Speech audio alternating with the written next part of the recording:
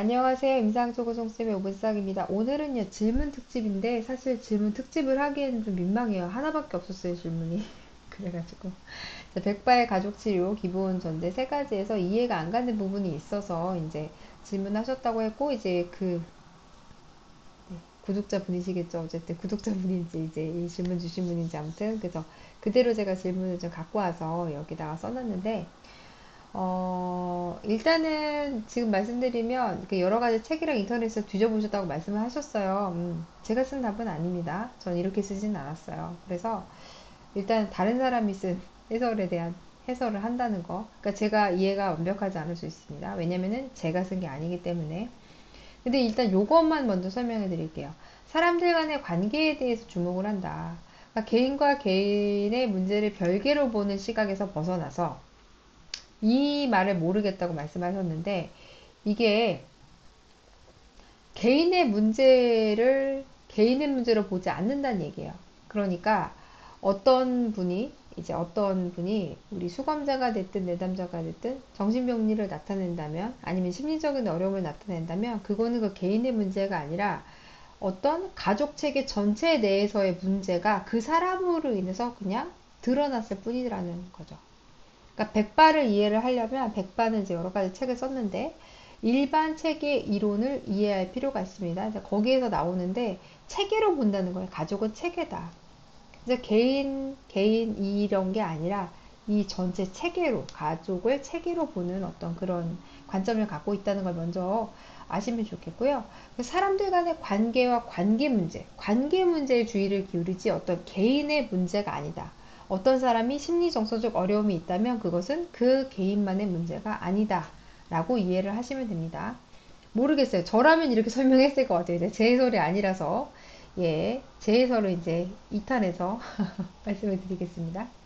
자, 그리고 관찰자와 관찰 대상 간의 상호작용 맥락에 대한 고려. 이게 무슨 말인가? 예, 국어인가 외국어인가? 전일적 관점. 저 이런 말이 무슨 말인지 모르겠는데.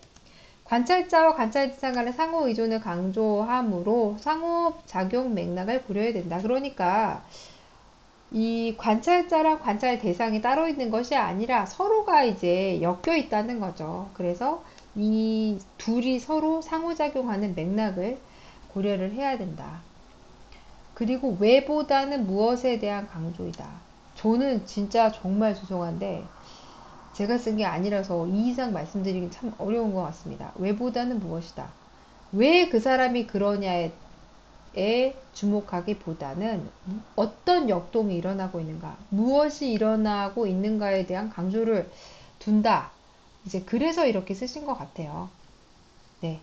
여기까지는 남에 대한 얘기였고, 일단은 제가 쓰지 않은 해석을 제가 말씀드리는 건 상당히 어렵습니다. 그래서 만약에 질문을 주실 거면 제 책에 있는 질문을 주시거나 아니면 그냥 질문 주시면 좋겠습니다. 네. 그러니까 이게 제가 말씀을 드리겠다고 이제 선언을 해서 그런 건데 남이 쓴 건데 이게 그분이 어떤 의도를 가지고 썼는지 제가 알긴 어렵지 않습니까? 제 도심술사도 아닌데 어쨌든 근데 백바라는 사람이 가족 치료를 주창을 한 사람은 전혀 아니고요. 이 사람은 가족 치료의 이론을 이제 체계화를 해서 책을 많이 쓰신 분이라는 거. 어떤 뭐 뛰어난 당연 이제 그런 학자시기도 하겠지만 제가 잘 모르니까 어쨌든 그런 가족 체계 이론을 체계화를 시켜서 이제 여러 가지 이제 글을 많이 쓰신 분이고요. 책이나 이분이 말했던 거는 아까 말씀드린 것처럼 일반 체계 이론에 대한 이제 관점을 알아야 여러분들이 하실 수 있습니다. 자, 일반 체계 이론이란 뭐냐? 가족을 하나로 보지 않는다는 것. 그러니까 그 가족 구성을 하나하나 개인으로 떨어뜨려서 보는 것이 아니라 한 체계로 본다. 이것이 바로 일반 체계 이론이고요.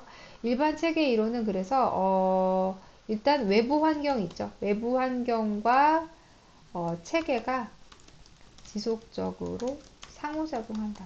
음. 그러니까 여러분들 어떻게 되겠어요? 내가 이 체계가 뭔가 상호작용이 바뀌면, 외부 환경과의 상호작용이 바뀌면, 연속해서 일어나는 거예요. 나비 효과처럼. 그게 바로 가능하다는 겁니다. 그러니까 가족 치료는 가족 구성원 하나만 갖고도 할 수 있어요. 왜? 이 사람 혼자서 하는 상호작용이 바뀌면 그 체계 안에서 역동이 바뀌어요. 그게 바로 가족 치료의 원리입니다. 이걸 이해하시면 돼요. 자, 그래서 외부 환경에서 오는 입력, 그러니까 정보의 입력이죠. 정보의 입력. 정보든 아니면 상호작용이든 이런 것들이 입력이 이제 산출, 입력이 있고 그 다음에 여기에 대한 반응이 있겠죠. 반응이 산출인데 이런 것들로 해서 계속 자극, 반응, 자극, 반응에서 계속 이제 돌아가면서 이루어진다는 거죠. 그러니까 자극이 달라지면 산출이 달라지는 거죠. 그러니까 최종적인 결과물이 달라질 수 있다. 그래서 체계 이론은 이렇다. 요 체계를 유지해 나가는 것이 어떤 이 유기적인 결합 형태로서 이루어진다. 이렇게 이해를 하시면 될 것 같습니다. 자, 그리고 가족 치료 초기 모델들은 어떤 현상을 어떤 전체적인 맥락에서 봤어요. 그래서 전체적인 맥락에서 가족을 이해하고 모든 현상을 상호 연관성, 상호 의존성에서 파악했다. 이게 바로 체계 이론입니다. 그러니까 체계가 유기체라고 하잖아요. 올가닉하다고 하죠. 서로 다 연결이 되어 있다는 겁니다. 예, 그래서 이렇게 이해를 하시면 되고 마지막으로 체계론적 관점에서는 인간은 체계 안에서 작용을 하는 존재다. 너무 맞는 말 같아요. 네. 체계 안에서 작용을 하는 존재고 개인이 나타내는 어떤 부정적인 행동과 심리적인 장애는요. 이 사람 개인만의 문제가 아니에요. 그 가족 안에서 벌어지는 뭔가 역기능적인 상호작용이 그 사람을 통해서 발현된 것일 뿐입니다. 제일 약한 사람. 너무 안타깝지만 제일 약한 사람을 통해서 드러나게 되죠.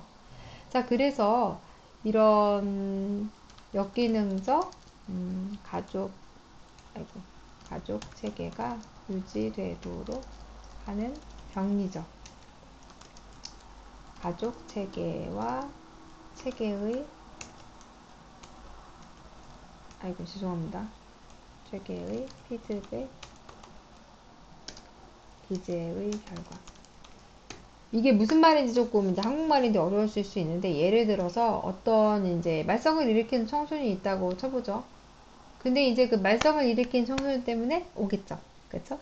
근데 왜 가족 치료 관점에서 보면 이 말썽을 일으키는 청소년은 왜 말썽을 일으킬까? 그 역기능적인 가족 체계가 이 말썽을 일으키는 청소년을 통해서 드러난 것일 뿐이다라는 거죠. 알고 보니 이 부부가 문제가 많아요. 부부 갈등이 되게 많은데 이 가정을 유지하려면 부부 갈등이 많으면 어떻게 되죠? 결국에는 뭐 각자 갈 길 가겠죠. 근데 이 가정을 유지해야 되잖아요. 그럼 어떻게 해요? 그러려면 구심점이 필요하겠죠. 그 구심점이 뭐냐? 이 청소년, 이 가정 안에 속한 그 아들이든 딸이든 그 아이의 말썽이죠. 그 아이의 말썽에 주목하게 됨으로써 이 문제 많고 탈 많은 가족이 유지될 수밖에 없는 거예요. 다른 문제가 다 묻히고. 아, 이런 것들이 이제 체계 이론에서 보는 가족이다. 이렇게 이해를 하시면 되겠습니다. 네, 이거 말고 또 제가 말씀드린 게 있는데, 그거는 제가 다음 시간에 다른 영상에서 또 여러분들과 함께 공부하도록 하겠습니다. 네, 오늘도 너무 고생하셨고요. 감사합니다.